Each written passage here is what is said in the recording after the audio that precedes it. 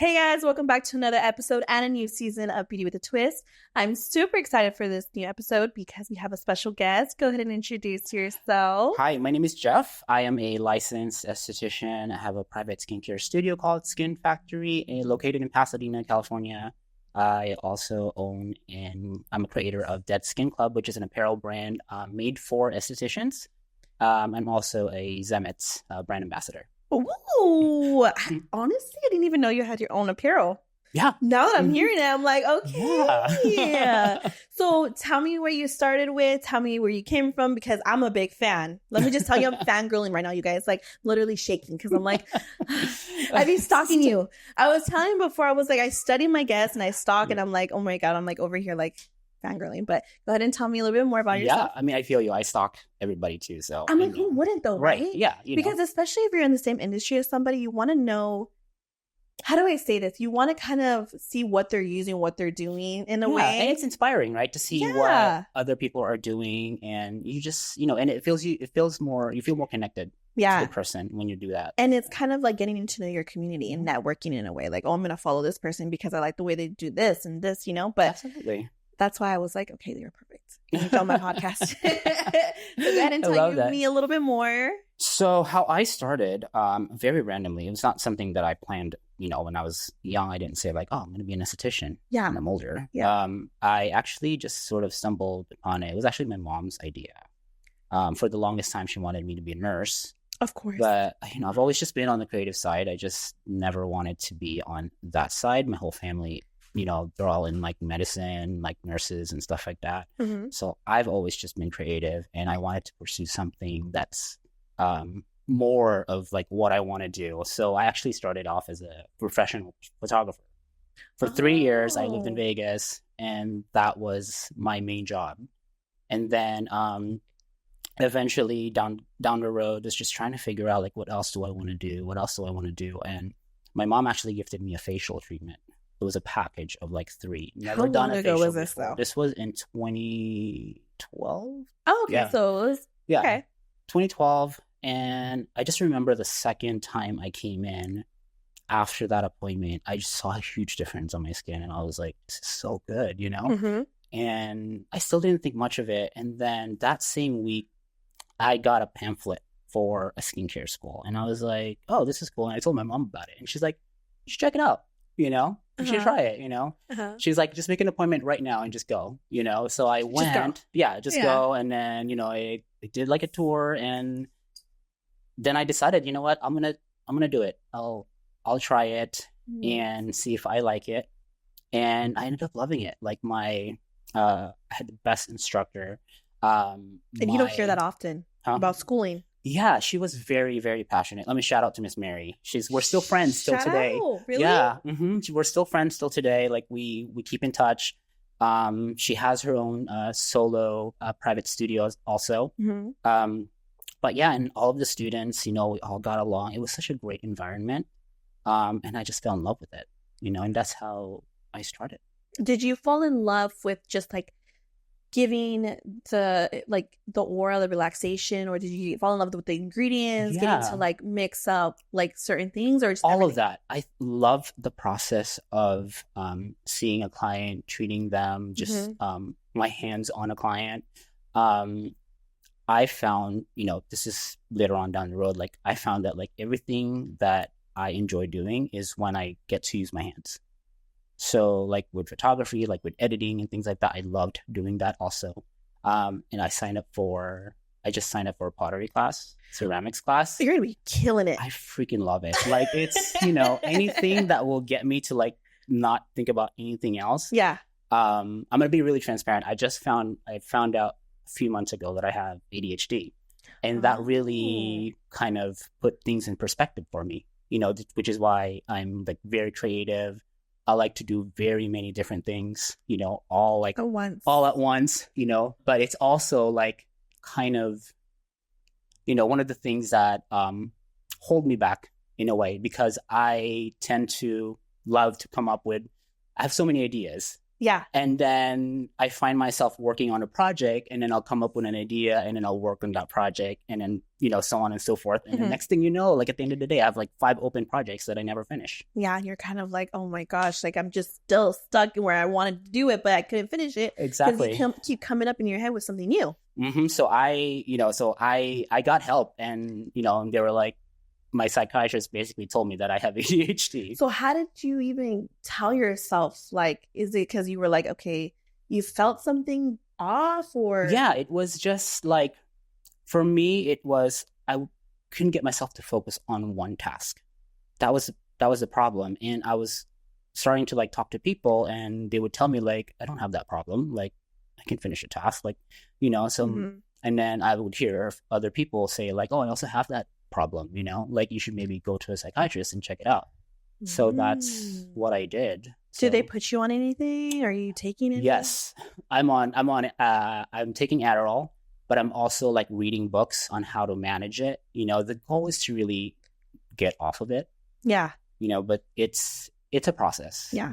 It's a journey, but I love that I have that type of I love that I got diagnosis, because it makes things clearer for me. Now I know what to do and how to handle it. Yeah. Yeah. For me, I'm like, I've taken Adderall before, just because, I was in school and I needed to focus. And when I tell you that, I was so focused. Like, I was like, wow, like maybe, I don't know. I was like, this is different. I liked that feeling, not all the time, but I feel like a lot of college students take Adderall, especially well, they take it drinking. Like, I know, Really? like, so a lot of people abuse it. And that's the thing about it, is that I feel like I feel differently than most people who take it for like recreation. There's a huge difference. Like, when I take it, I feel normal. Like, it's not like it gets me to do things that I need to do throughout the day without having to stress out about like not finishing tasks. Yeah. But yeah, it's I'm like, so it's like people usually abuse it and drink it. Why do they drink it during like? Why do they use it during drinking? I have no idea. I mean, I guess it's fun. Anyways, I feel like for myself, I can finish a task, but I think I'm a perfectionist too much. Like, everything has to be in order. My house, my shop, like clean. Yeah. Like if my space is dirty, I'm not there. Like, mentally, don't talk to me. I'm just like, I'm gonna be mean. Like, you have to focus on that before you can move on to the next. Yeah. See, I'm different. Like, I tend to focus on one thing, and then I get distracted, and then I'll start doing something different. And I never get anything done. So yeah, but you know what? That explains why your content's so good. Why it all makes sense. Yeah, and there's so many different things that I post because of just so many different ideas that I have, and that's it's the creative side in me, and I feel like and that, and then on top of like having ADHD, it's just all over the place. Yeah, I have a lot of I've had a lot of projects that I'm still there, that I'm still working on, that I'm like, I'll get back to you. But you know what? Your content is so good, and your marketing is so good, and also being a male in this industry, since it's such a female dominant industry, like when I seen your page, I was so drawn to you, not only because of I could just feel your energy through the social, like I literally through Instagram, I could feel your energy, only because the way you were giving facials and the way, I don't know, you present yourself online, I was like, okay. And I don't really see male estheticians in this industry. Yeah. So like, is it hard for you to get clients, or like, how was it for you in the beginning? Yeah. So here's my story. When I got out of school, so I told you I had a great experience in school. Yeah. And it was amazing. I was so excited to get a job. I could not find a job after I left school. It took me maybe like 4 or 5 months not finding one. A lot of places that I went to, like, first of all, they didn't want to hire me because I was fresh out of school. Yeah. So they wanted to hire someone who was experienced. But also I felt like being a male in the industry also was a factor. A lot of people obviously couldn't say that. But there was one particular salon that did tell me. They said, like, we just don't think like our female clients would be comfortable of having a male esthetician. So this was in 2013 in LA. And I was just like, is that even legal? Like, I remember just be like, because I was so new to the industry, like, Yeah. am I allowed to say that? Yeah. So I was just so discouraged. And so essentially, eventually, I just opened my own business just out of like, I wanted to show you, like, I can do this myself. Yeah. But I didn't have any business experience. So, I mean, that business lasted for a year, and then I had to close it down the first time. Mm-hmm. And this was when I rented a room from, I used to rent a room from Casey. Yeah. So, and shout out to Casey. She'll tell you. Yeah, shout out to Casey. She'll tell you, like, I was there for about a year until I was like, hey, I can't do this. I don't have any business experience. And I shut the studio down completely, and I was embarrassed, because I told my friends, like, oh, I started a business, like, I was really proud of it. But because it failed, I felt really depressed. I remember feeling depressed. I felt being embarrassed that I just left the industry completely. So I took a break for maybe a few years. I started working for a different industry. I ended up in the fitness world, and I worked for a fitness studio for 5 years. I managed the studio in Pasadena. Oh my God, he has so many lives. Yeah.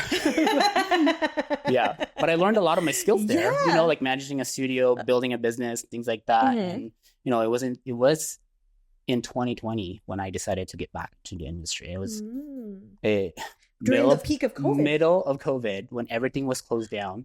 And I think what inspired me about it was just, I didn't have anything to do. I was working from home, but I was watching like YouTube videos, and I stumbled upon like all these like facial videos, and then I saw this one channel. It's JD Wadey. Oh my gosh, I love her. She's the one that inspired me to get back into it. And her videos are so relaxing. Yeah, she's amazing. And we're like, we talk to each other all the time now, which is so cool. Like, wow, like she knows, like, like you made me restart my career. And she inspired me. Like, I loved her videos, and like, I want to do that. Like, I missed it. So in 2020, I decided to open up my business again. With like newfound confidence and these skills that I didn't have before during my first year. So that's really what helped me, like gain momentum and the confidence, like the confidence was really important. So I had the confidence to know like what to do now, how to run a business, how to grow a business,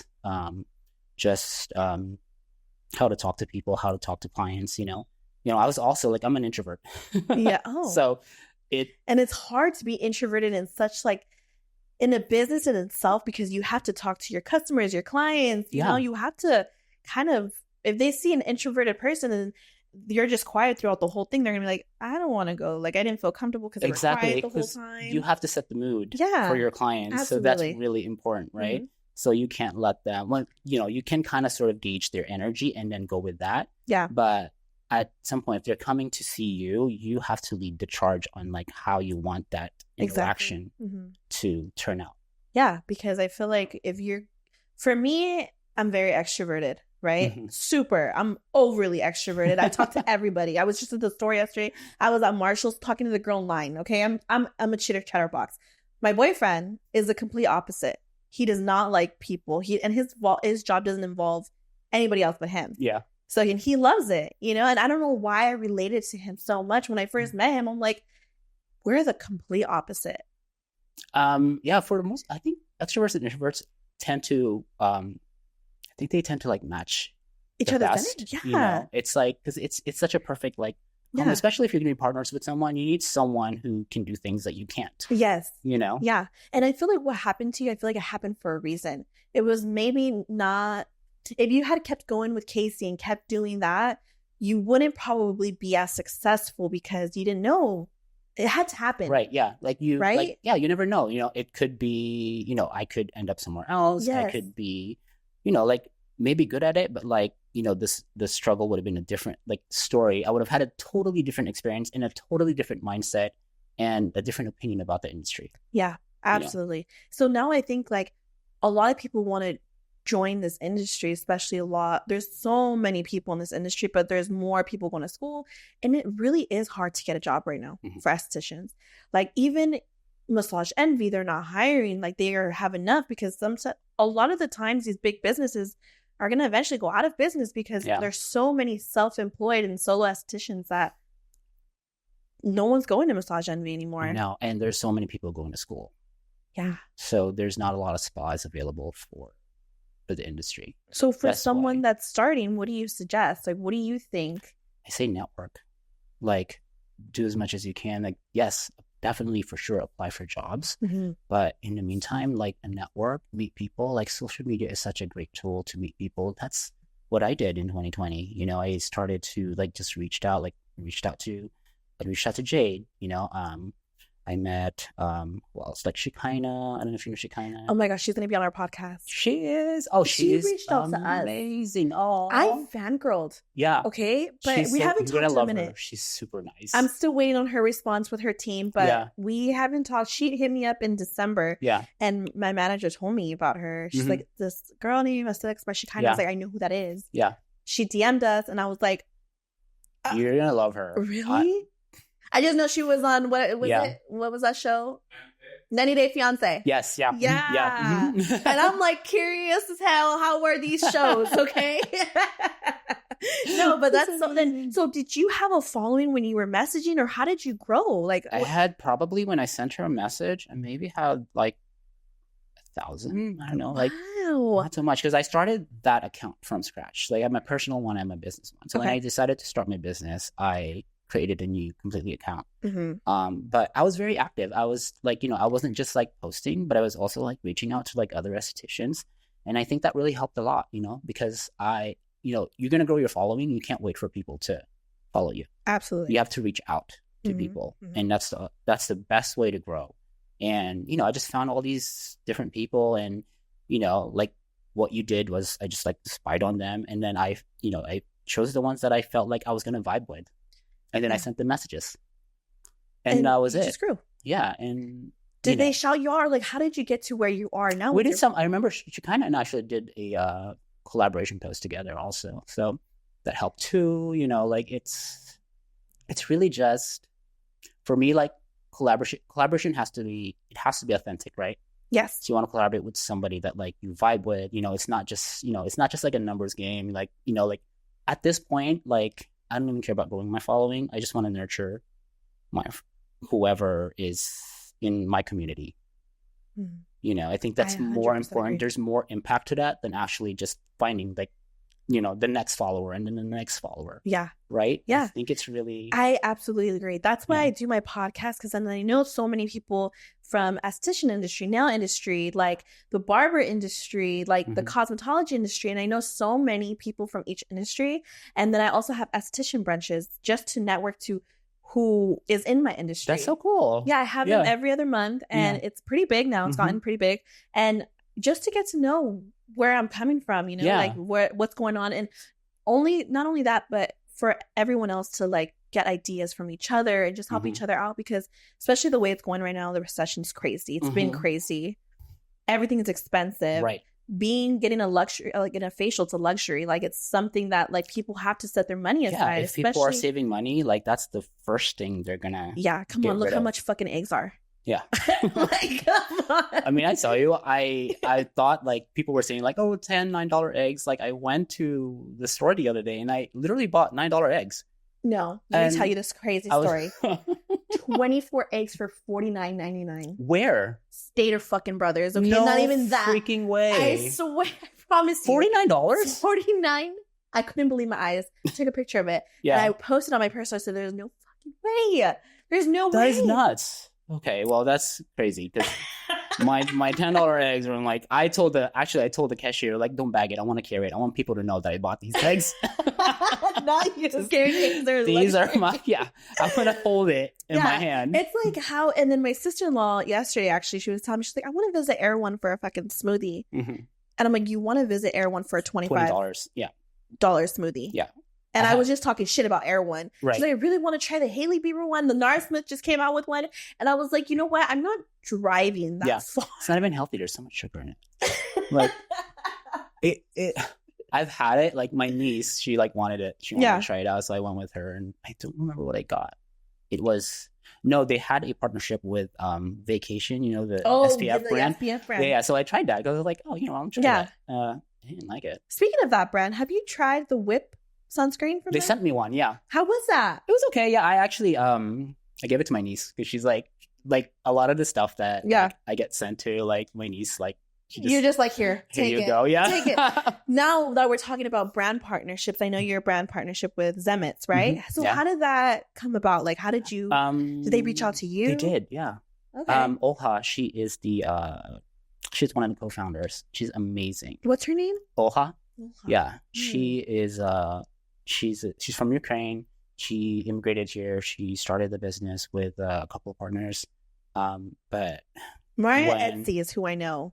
Mariah, yeah. She's supposed to be on here too. Oh, really? Yeah. Oh, she's amazing. She's just opened up her in Arizona. Yeah. Yeah. Shout out to her too. Yeah, we reached out to her, and then I don't know, some stuff happened, and she was opening up her school, and yeah. She's got a lot. Yeah, she's got a lot on her plate. Yeah. But that's so cool. So Zemetz, so what do you do for them? Like, what is it? So as a brand ambassador, really, my job is really just to promote the brand, like the machines, and I have done a couple of conferences with them. So I would go to conference and work at the booth, which for me is really fun because it's like that's where you actually get to like meet people in person. You get to network, at the shows. And it's great because it's like, I would go to shows like I remember when I first started going to shows. When I was in school, I would just be like, oh, this is so cool. And I would just kind of like watch everybody and like everybody's having so much fun. And I didn't really know anyone, Yeah. But I just thought it was really cool. And it was like, oh, it'd be so cool to like work at that booth, I know, look at you. And then doing that is just like, it's so fun. And then, you get to connect with so many different people. Mm-hmm. And the brand itself, Zemetz, like they've really built a really great culture. There's a lot of different brand ambassadors, and I do see like it's so important with skincare to have a brand that like focuses on like diversity, and Zemetz has so many different ambassadors from like different backgrounds, and that's the best, which is what I love. Yeah. And do you get a commission or something if you sell a certain? I do. So it's similar to an affiliate. Being an affiliate, Mm-hmm. right? So I have a code also. So if people are interested in purchasing the machine, then then they can use my code. Then I get like commission off of that as well. So when someone becomes a brand ambassador for a certain brand, are you allowed to work with another brand? So like let's say Hydrofacial, because I know that. No, so I do have to sign a contract to not work with other brands, which makes total sense. Absolutely. If I was a brand and I wanted to partner with someone, like, I'm not going to be like, like if I sold like skincare and I wanted them to be completely like my partner and then they're selling a different type of like skincare, like that totally defeats the purpose of being a brand ambassador. Yeah. Right? So do you have to sign, because I always get, how do I say this? Like, do you have to sign your fucking life away is what I'm trying to say. Like, say, because there's a certain brand, I cannot say it because they know. He's told me that you basically sign your life and say you can not do this, not do this, not do this, not do, like super strict. With Zemetz, no, I did. It was not. I love that. It's just the only thing they ask you to do is really to create content for them. Okay. Promote the brand, work a few conferences if you're available. And also, just don't promote any other products that sells like machines. Yeah, and I don't have a Zemetz machine, anything from them, but I've always seen them at the booths, and I'm always kind of like, just thinking, should I do it? And then another brand looks at me, and I'm just like, should I do it? Because right now I'm in between Hydrofacial. Okay. And that machine is like $35,000. Yeah. And it's like, do I want to sign a fucking car? Right. Mm-hmm. Do I want a car payment or what am I doing? Yeah. Because why? Why do you own do you own only Zemetz, right? I only use Zemetz. I've started with Zemetz, and which is the reason why I said yes, because I already loved them before I even became their brand ambassador. Mm-hmm. Like I'm like such a huge I'm a huge fan of the machine, and it's like I just don't think that you need everyone is different. I don't want to talk shit talk shit, please. I don't want to talk shit about any brand or anything like that. Let's see your opinion on it. I think everyone is entitled to their own choice, right? It's really up to you what type of environment you want to create for your clients. If your clients are looking for hydrofacial and that's the majority of the clients that you have, then get a hydrofacial. Like, I don't care, like no one cares. Like, it's, if that's the type of clientele that you're looking for, go for it, but there's so many different types of demographic that you can focus on. And the type of demographic that I have, they don't need an expensive machine. Yeah. And there's nothing wrong. Also, there's nothing wrong purchasing one. Yeah. And it's like, I have so many friends that own hydrofacials and they're like, come this way, girl, come. And then I have another group that's like, Zemits, come this way. And I've done my research and I've seen results on both ends, right? But it's like, do I want to stick with this one? Do I want to go with this one? But it's, for me, it's kind of like, if the machine is $35,000, of course you're not going to profit it with the same year if you are charging $500 for the facial, which you also have to think, are your clients willing, the clients that you have right now, willing to pay $400 to $500 for that facial? Exactly. Think about your area. Think about where you are. Think about if, like, what kind of clients that you have. If you have a client that is bringing their teenage daughter, you think she's going to want to purchase that for her teenage daughter? Yeah, no. You know what I mean? Yeah. So that's what I kind of look at. Yeah, and I always tell people that in the beginning is like, if you're going to start a business, you have to really focus on who your target market is, target audience. That's the most important thing. That's what's going to set you apart. And that's what's going to make decisions easier for you when you are looking for, like machines or like even like the decor of your studio. Absolutely. It's like everything needs to match that type of demographic, the people that you want to attract in your business. So for you, when you first started, was there a specific, or was it just kind of anybody at that point? Or did you have like a certain clientele that you wanted for yourself? Because I know for me, it's like my clientele is like, I have a lot of nurses. I have a lot of doctors. I have lawyers. Majority of my clients are police officers. Don't ask me why. That's amazing. That's and I'm like, I don't fucking know, but I don't do drugs. Okay. I always tell them, don't fucking tell me shit. I'm a good girl. But anyways, so I have a certain clientele for me, So did you, when you first started, was it like? Yeah, I knew in my head, I wanted people who are similar to me.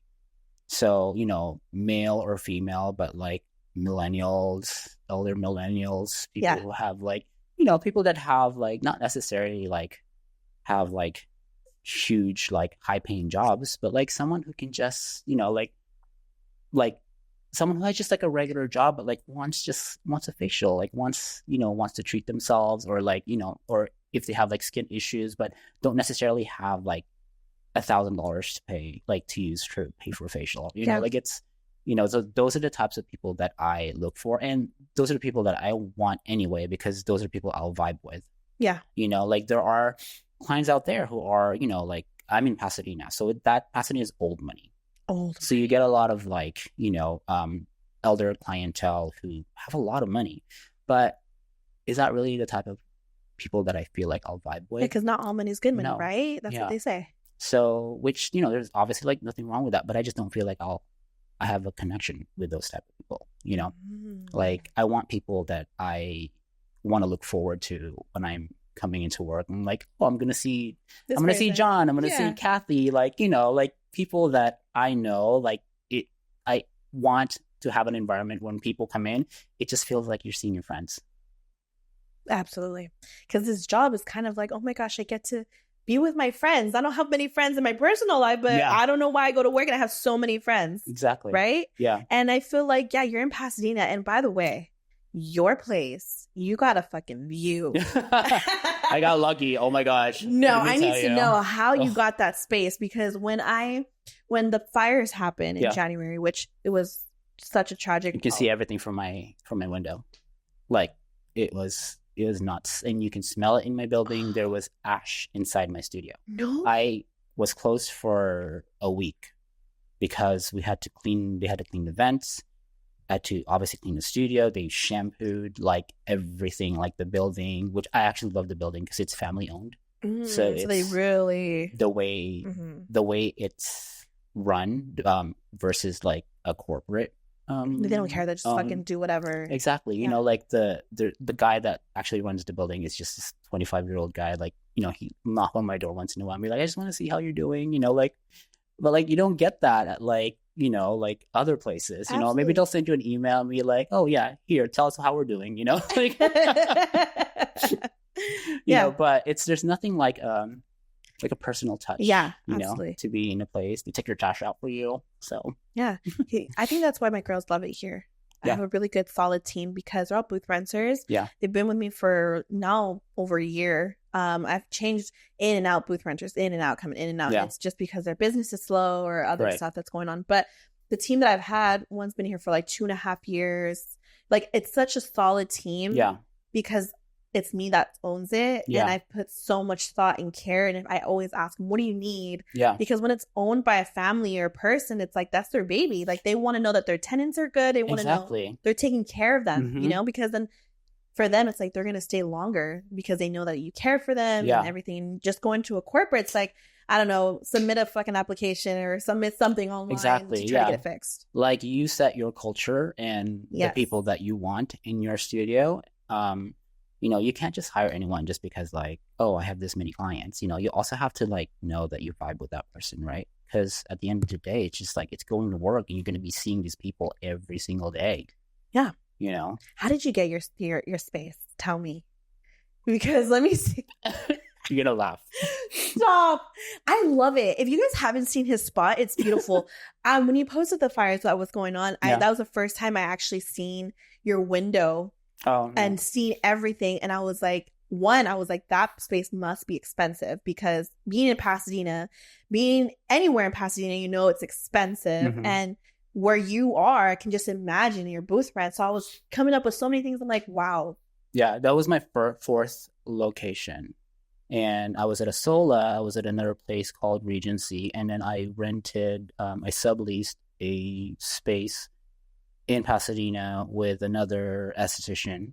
And then 7 months ago was actually when I just found that place. I've only been there for 7 months. But you want to know where I found it? Yeah. I found it on Craigslist. I thought it was a scam. I was like, this is way too good to be true. I was like, no freaking way. And I'm looking at it and I'm looking like, oh, it's in Old Town, like right in the middle of like everything. So it's got great foot traffic. I was like, Craigslist? I was not convinced. At first I was like looking, I was like, I can't. And I'm just, you know, I'll just send a message. Let's see what happens, you know? Yeah. Because I'm like, I'm not going to fall for a scam, but I just want to know, like, I'm really curious why this place is available, you know? Oh my gosh. Uh-huh. And then I sent an email and called me right away. And then as soon as I was like, oh, this is definitely a scam. They called me right away. I just submitted it. Okay, it has to be something wrong. Yeah.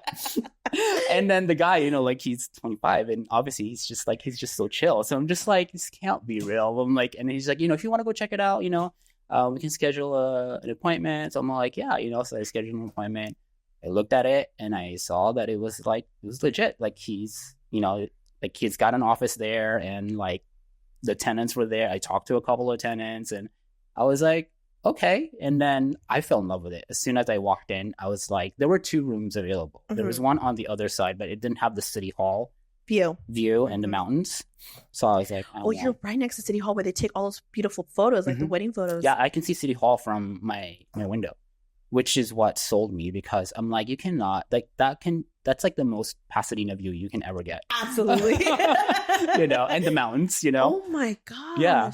So Craigslist? Like, how did you even know what to type on Craigslist? Or were you looking for something else? I was looking at the so they have like the rental section, you know, the homes, and then they also have the commercial subsection on there. And I just clicked on it and I just kind of was scrolling. I just scrolled and I was looking at like, you know, a lot of them were just like regular offices. And then I found that and I'm just like, oh, this is kind of cute. And I clicked on it just randomly. And there's all these photos. And there were already like, I think there's 2 other estheticians in there already in the building. So I was and just the rest is history. Yeah, because I saw photos of their rooms. I'm all like, oh, okay. Wow. I was like, this is cool. So when you subleased with the Esty, was it like a storefront?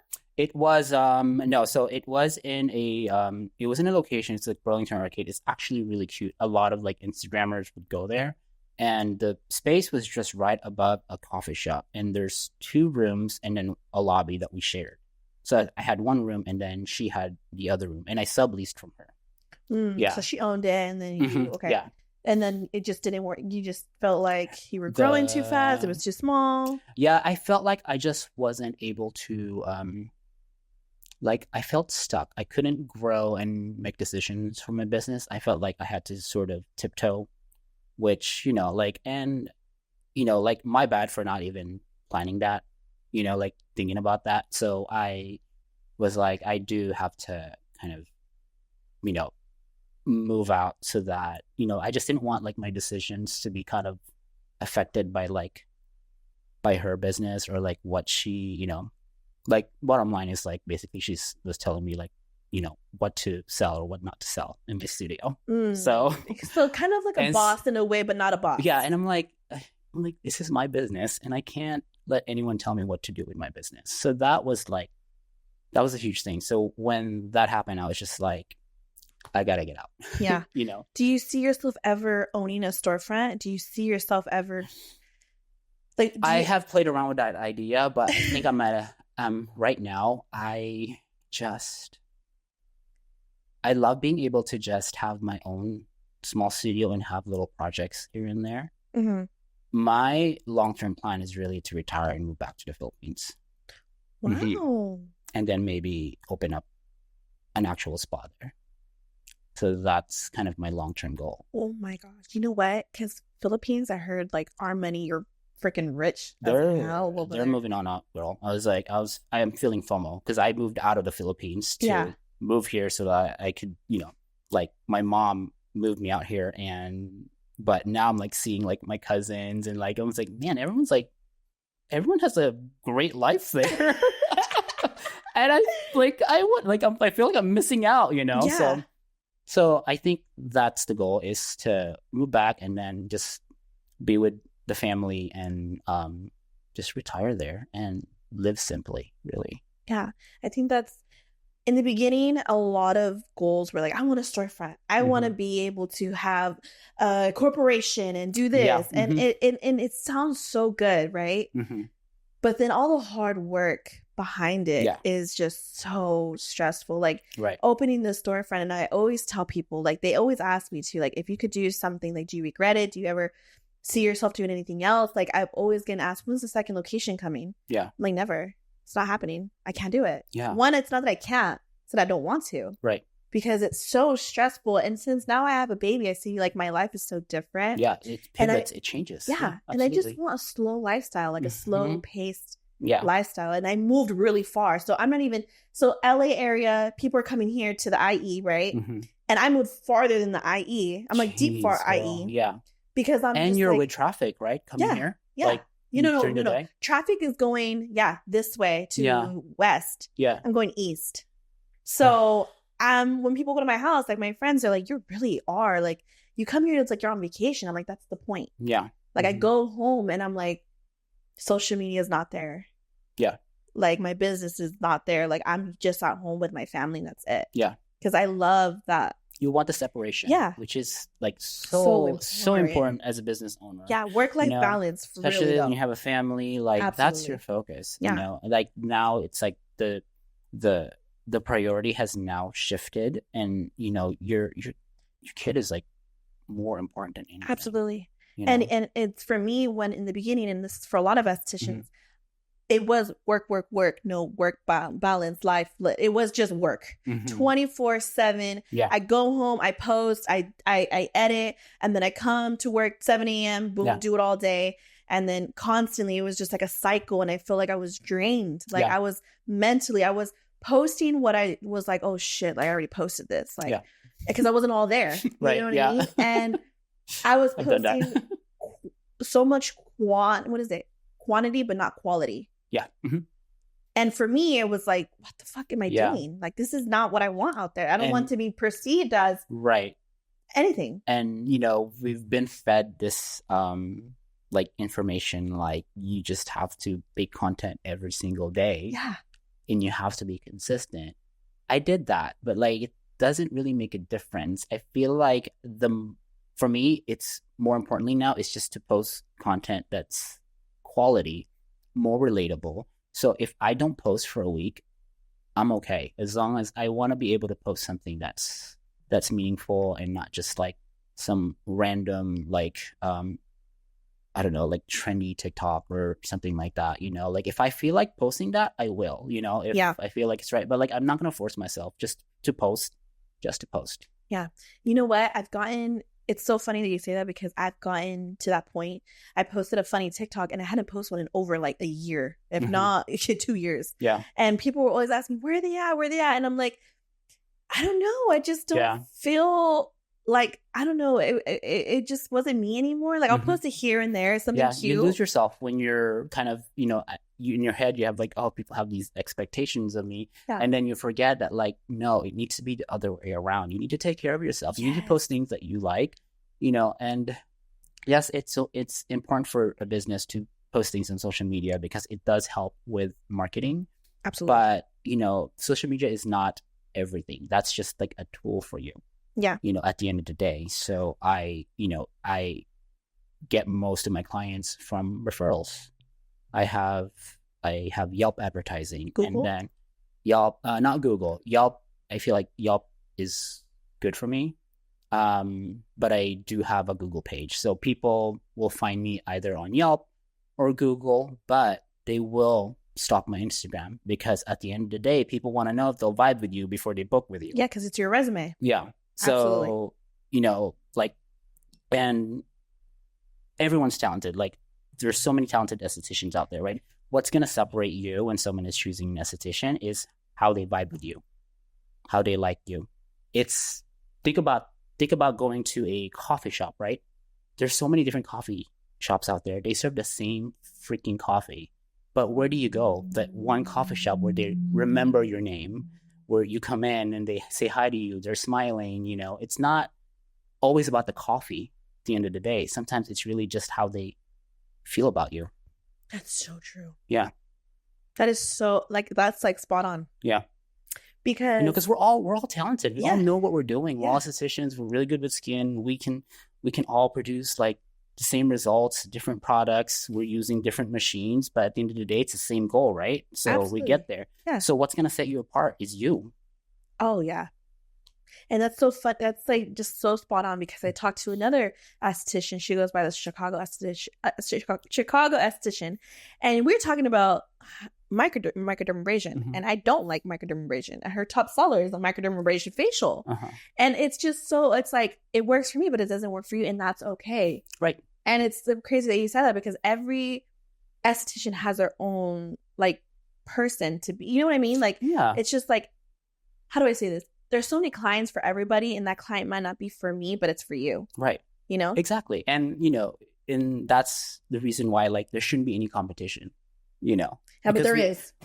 But, you know, they always say there is. Right. We all have our own clients, you know? And and if a client does leave you for another esthetician, well, that's okay, because it's their choice, you know? They might want to go somewhere, you know, it has nothing to do with you. Maybe it's just, you know, you just don't vibe with that person and they want someone who they can vibe with. Yeah. And I feel like that a lot of people once they start losing clients and they just start doubting themselves, start doubting their work, and that's when they slowly pace away from doing what they love, because they're like, it didn't work out. I failed, and that's it. And I think that a lot of people who start out also are so focused on just getting more clients rather than actually taking care of the 10 clients that they have in the moment, you know? Yes. Focus on them, because most of your clients are going to come from those clients. They're going to recommend you. They're going to tell them about you. You can be like, this is my esthetician, you know? The majority of my clients have come from other clients. Me too. Like social media is probably, it's referrals and then my Yelp ad and then social media for me. Wow. Yeah. I would say for sure my top one is referrals too. Yeah. Because if you get a facial, right, we're related, and I look at your skin, I'm like, wow, your skin is beautiful. Mm-hmm. And you tell me, I went to Didi and she did the best facial. She is so cool, so down to earth. She's this, and that. I'm sold. I'm like, what's her Instagram? Where do I contact her and where do I book her? Right. Yeah. And You I know? already know, like, oh, this person vibes with that person, and I like my friend, so I Yeah. know she's gonna recommend me to someone that they like. Yeah. And it's just so much better that way because you already have that connection. It's less awkward. Yeah. First of all, you know, from my introverts out there, it's less awkward. Yes, than someone just coming in like randomly and like you don't know anything about them, right? Yeah. You know, so like there's already something to talk about with them. And I've had that happen because I do Brazilians, right? So I don't really get new clients anymore. I have a lot. My regulars had filled up so much that I don't take new clients as often. And if I do, it's more if I take a new client, it's a referral, not necessarily from my website. Because it's my constant repeating clients, right? But if I do get a first timer client, it's a Brazilian, right? Because I do Brazilians. It's kind of like you that's where your personality has to come in, because you have to make this person comfortable. They're vulnerable. Their legs are open. You know what I mean? Yeah. There's just it's so much. And then and that client, you never know. I always say this, that client that's coming in for a Brazilian, right? They're vulnerable and you don't know what they're going through behind the scenes, what their personal life. So them coming to you and them trying to vent, or if they don't want to vent, you want to talk to them, they're going to come back because they already have such a connection with you. Yeah. And they're going to, that new client is going to give you so many other clients than just going on social media and just trying to book me now, or, I don't know. You know, like I feel like social media, you're right. A lot of it's referrals more than social media. And I've learned that too. Yeah. Not to say that social media isn't important. You know, you just have to be there. But, you know, but the reality is like people are going to come to you because someone referred you. Absolutely. You know? Yeah. And I still post on my social media. I post my schedule because a lot of my older clients don't have don't know how to do my booking site. Yeah. And at the end of the day, it is, you know, it is a tool, you know? Yeah. It's nothing but a tool for you. So it's how you connect to your other clients. You know, my clients DM me, like sometimes like, you know, they'll be like, hey, you know, like, what do I do if this happens? Or like, I'm going on a trip, like, you know, what would you recommend like to bring with me, you know? So like, I do a lot of my communications behind the scenes, and it's, you know, people talk on social media most of the time now, especially, I mean, at least my demographics do, because a lot of them are millennials. So they would rather just send you a DM rather than just like text you or call you or. Yeah. So do you have a booking site, or do you have like I have a booking site? Yeah. Okay. What do you use? I use Acuity. I've started with them like in 2020. I've just like, I never had an issue with them, you know? So I just, don't fix what's not broken. You know, there's so many, like, I had Gloss Genius for the longest time, and then I turned into like a business. So now I went completely somewhere where different, but I've heard a lot of good things about that one too. Yeah. And then Square, I feel like that one's good too. It's just depending, but do you feel like an upcoming esthetician, someone that's new solo, should automatically have a website, or they should just be? I think so. Yeah. DMing. It's so important to have a website right away, because that's the first thing, you know, like people are not going to go straight to your website, but that's the first thing that people would want to get information from before actually calling you, especially like if you have the link on your social media. It's so important. You know, because they want to get, as most people like don't want to just call, like they want to know already like what you do, and if they do have specific questions, then they'll call you. Then they'll call. And it's easier for people to book online than to go back and forth through text, or when people call you, like, you know, it's like you're with a client sometimes, right? Like most of the time you're with a client, so you don't have time to like pick up your phone. So like the booking site, the website, all of the information's there, and it's really helpful. And, you know, you can always say, like, if somebody reaches out to you and you just don't have time, you can be like, amazing. I'd love to help you. You know, I'm with a client right now, but if you want more information, just check this website. But if you have any questions, let me know. I'm happy to help you. But if you have any issues with booking, let me know. I'll help you book, you know? Absolutely. I didn't even ask you this. Yeah. What are your facial prices? Tell me. Because you're Pasadena, you're LA, you're tell me how. My prices are pretty reasonable. So I have 3 different options. You can do a 60-minute, an 80-minute, 100-minute facial. 100 minutes? Yeah, and they're all custom. They're all custom based on your skin needs. First-time clients always, it's 80 minutes. It's an automatic 80 minutes if it's your first time, because I need time to do skin consultation and all of that, right? So my 60-minute is $129, $169 for 80, and then $199 for my 100. And then I'm gonna be raising it up pretty soon though. Yeah, because it's time. He said it's time. So that's amazing. So book now before I raise them. Do you raise them up? I also have a subscription. So that's amazing. So do you raise it up every year? Because I see some. Okay, this is some tea. I see some estheticians. What they do is they'll raise it up in like 3 months, and $15, and then another 3 months, $15. It's just yearly. Yeah, yearly for me. You too. And I raise it closer to the holidays. Why is that? Because that's when people want to spend more money. Don't mind spending more money. Damn. That's when people get the gift cards and all that stuff. Damn, you just taught me something. Mm-hmm. Like around, I want to say like around like Thanksgiving, that's when you want to raise your prices. Don't raise it like January when like you're slow and nobody wants to book because they just spent all their money during the holidays. That is so smart. Mm-hmm. And you just told me that because I raised them up in January. And what's that? The slowest season. Yeah. Yeah. So it's really, it's people tend to be more free with their spending during the holidays. It's just like, it's just human nature. Yeah. We either want to splurge and take care of ourselves. We want to do self-care like around that time, or they want to spend money to give to their gift to their friends or family. So you raise them during the holidays. Mm-hmm. What do you think about? Okay, this is advice for me. Okay, what do you think about specials?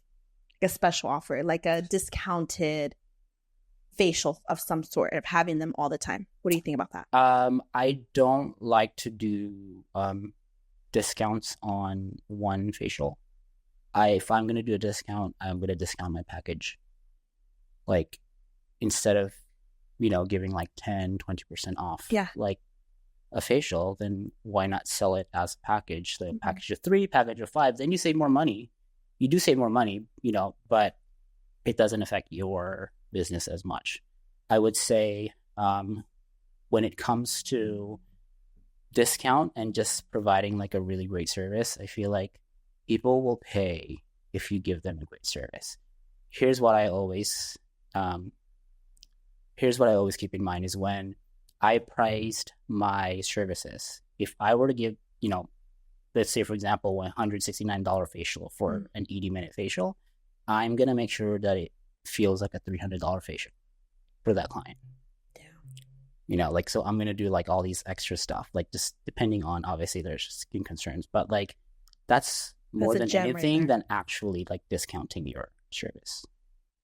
That's gem, because I needed to know. Yeah. Only because I've been doing this for so long, and I feel like I have those clients that I get like, oh my God, what's your deals for this month, or what's this for this month? And it's kind of like, now they're just gonna know you more about your discount than your actual service. And I'm over it. You don't want to be that person that people are like, you don't want to be that person when they think about you like you're gonna give them a discount. You want them to think about you as that awesome esthetician. I'm willing to pay for them for anything because they always take care of me.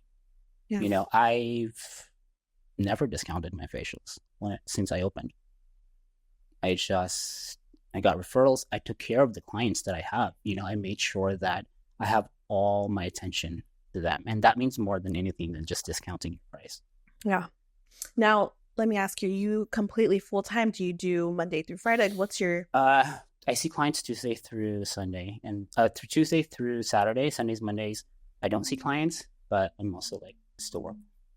I know, because you know how when we scheduled this podcast, you guys, it was like, I can't this week. Wait, how about the next? And then it was like, okay, we focused on today. Yeah. And it's like, you're busy. You're a busy guy. And I don't advocate being busy. Like, you need to have time for yourself. Yeah. But for me, I just love what I do. I'm obsessed with it, so it's just, I'll wake up and I'm already thinking about oh, what can I do today? I love my business. It's like my little baby. Yeah. So for me, that's why I'm always doing things, but I do take some time off. Like yesterday I went to go to Santa Barbara, for the day. I didn't even ask you this, but we talked about it a little bit.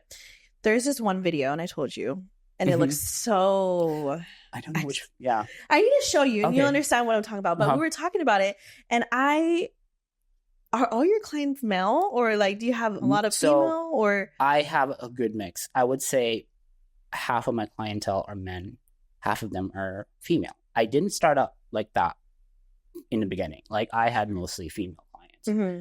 But after about like a year, I just wanted to differentiate myself, and I wanted to, I really just wanted to get more male clients because I feel like it's such an untapped market. Like there's still so many men that need to learn about skincare. Yeah. Even if I'm not seeing male clients, my part of my advocacy is really just, creating awareness, to men that like it's important to really take care of your skin. Like it's not vanity, it's not beauty, it's not just a skincare. Skincare is not just for women. Skincare is like, it's health, right? It's healthcare. Yeah. You need to take care of your skin in the long run. And what I love about my job and what I love about doing that is I get a lot of first time male clients, and whenever they come in, it's just that like when I get to enlighten them, when I say things to them and they're like, oh, I get it now. Like that's like the best part of it. Because then you're teaching them like it's okay to take care of yourself. Mm-hmm. Men don't think, oh wait, I get a lot of male clients and they're like, I'm just embarrassed in a way because like this is like a female thing, Mm-hmm. it's they quote unquote all these other things. And I'm like, yeah, no, it's not. Like you love it. And men are loyal too. Like once they're locked in more than women. Yeah. So if they've never had a facial, most likely they'll stick with you if they're if you're the first esthetician. Yeah. Mm-hmm. No, but I see you posting, and then your videos just attract me in the way you massage them, and I don't know, like there's just something about your videos about the position and how you were saying how you kind of want to like that cinematic effects, like and I don't, like I have, those are like my regular clients, but like sometimes if I do want to create a video, like those are like, I don't pay them. I mean, they don't pay me, because when I create my videos, I take my time. Like, I don't want to like just half-ass it. Yeah. Cause I love different angles and, just coming from like a photography background, like that's in my head. Like hopefully one day, maybe I'll be able to just have someone film it, but right now, I do enjoy the process of it. I enjoy filming. I enjoy the editing part. I wish I had more time to do it. Yeah. It's one of the things that I like to do also. Okay. So now that you told me your prices, how many clients do you take a day? 3.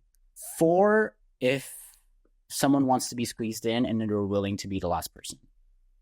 If I know them, it really just depends on my mood too. If someone asks like, can you squeeze me in? I'll just be like, sorry, I'm fully booked. But like, if I know that person is going to be an easy client, why not? Yeah.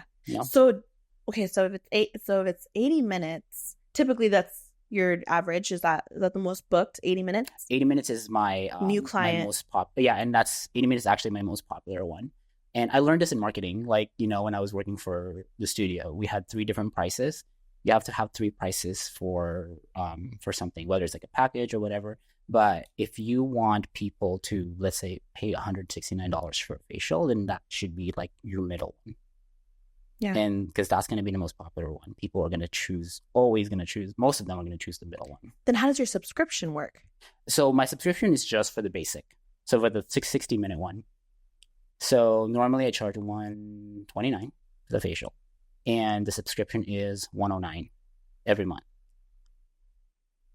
I get a lot of male clients that do that. They would rather just, because they don't want to think about it, just want to come in and book. And that helps them stay consistent. Because I usually will tell them, like, if you want to be consistent, do the subscription, and then you'll save some money. So is that just the subscription? It's just alone, that set price? What if they want to add things that's not included? They can, So they can do like add-ons.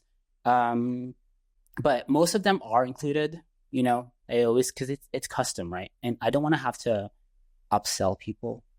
Yeah, I want them to just come in. Yeah. And I know, like, it's great, but like, where I upsell is really just the products. Retail. Yeah. Retail is where I do that. And then everything else is like, I don't want to have to when I'm giving them a massage, like, oh, do you want this? That'll be an extra $30. Like, you just seem like, I feel like it's just cringe. Yeah. So I want them to come in, not think about anything else, and just have a really great experience.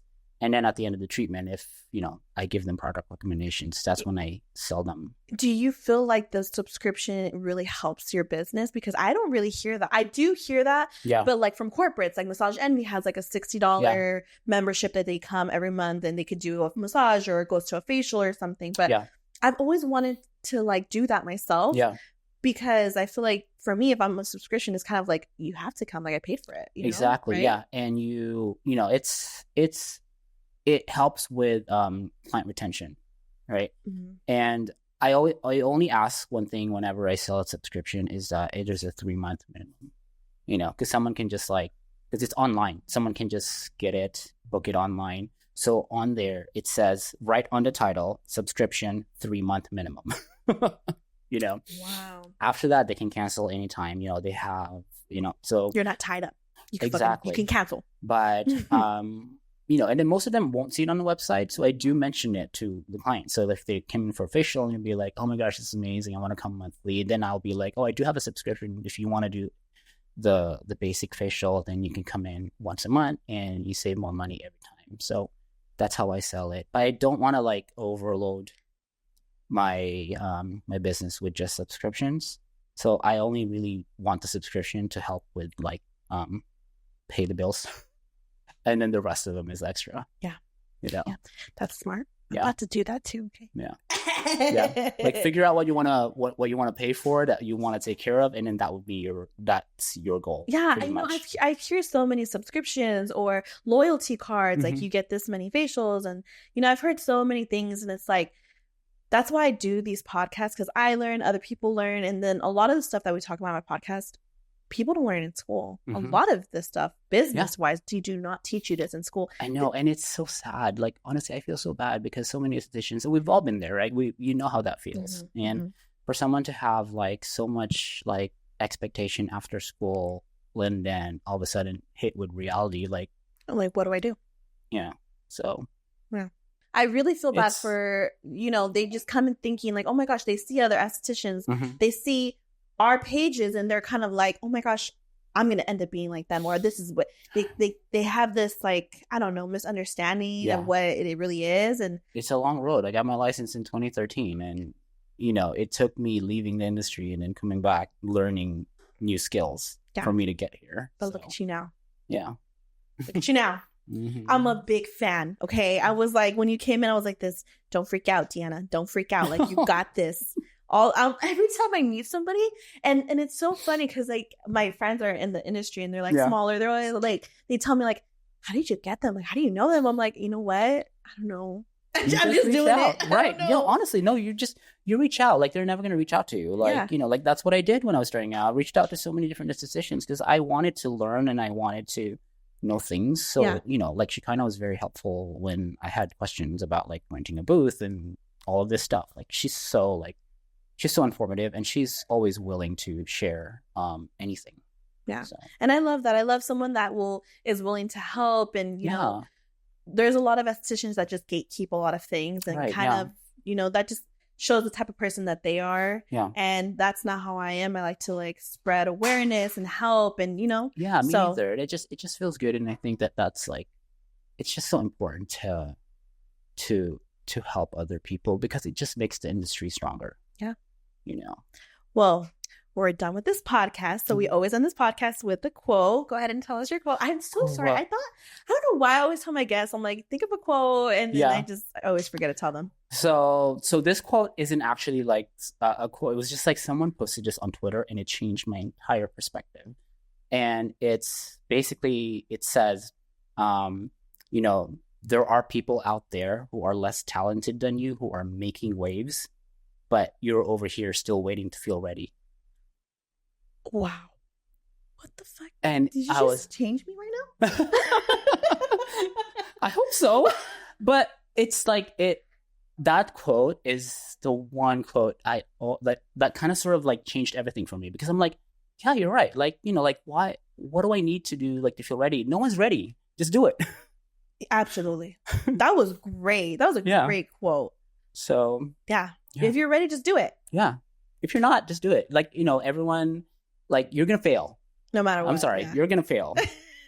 But that's how you grow. Absolutely. So, well, thank you so much for being on my podcast. Thank you. And he came from Santa Barbara, you guys, and then he went on a train and then came here, and it was a mission. It was a 3-hour train ride, and then I had to take the Gold Line, and I had to drive here. So, but you know what? Couldn't miss it. You know, I got here on time, and he was supposed to be late, and then you walked in. I was like, oh my gosh, I'm the one that's late. You were like, should we reschedule? I'm like, no, I hate rescheduling. Oh yeah, me too. But you know, I always give the people like, hey, if anything ever happens, I'm so flexible. Like when it comes to this, so I'm like, whenever it's For totally sure. fine. Yeah. And I was gonna have you on no matter what. If I had to go to you, I would go to you. Okay. So thank you so much for being on my podcast. Thank and you. I hope to see you on my next one. Yes. All right, bye. bye.